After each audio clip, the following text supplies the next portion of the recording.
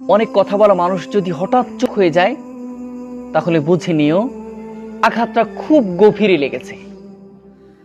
অনেক কথা বলেন, অনেক ভালোবাসার কথা বলেন, অনেক কথা বলেন, কিন্তু মানুষটা যখনই স্থির হয়ে যাবে তখন আপনি বুঝে নেবেন তার আঘাতটা একদম ভিতরে যে লেগেছে।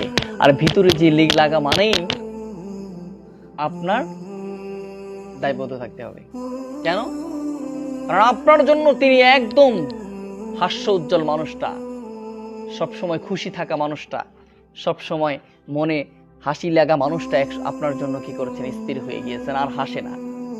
আপনার আনন্দ ব্যক্তিটি আনন্দ করেন অল টাইম, কিন্তু সেই ব্যক্তিটা আপনার জন্য আনন্দ ছেড়ে দিয়েছে, সবকিছু যখন করে দিয়েছে তখন বুঝে নেবেন আপনার জন্য খুবই বড় একটা বিপদ আপনার জন্য ডাকছে।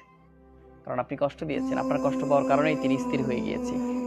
হাসা মানুষটাও হাসি বন্ধ হয়ে গিয়েছে, হাস্য উজ্জ্বল মানুষটা এক সময় একদম স্থির হয়ে গিয়েছে, আসতে পারেন।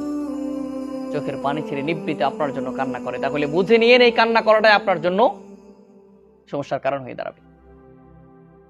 আপনি এটা মাপ পাবেন না। মনে করছেন আমি ভালো করছি, ভালো করছি, কিন্তু মাপ পাবেন না। এটা মনে রাখেন, বিন্দু মাত্র আপনি ছাড় পাবেন না।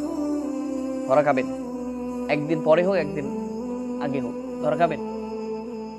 ঠকাই ধরা খাবেন, কষ্ট দিয়েছেন ধরা খাবেন, বিশ্বাসঘাতকতা করছেন ধরা খাবেন, অবশ্যই ধরা খাবেন। এটা মনে রাখেন একদম।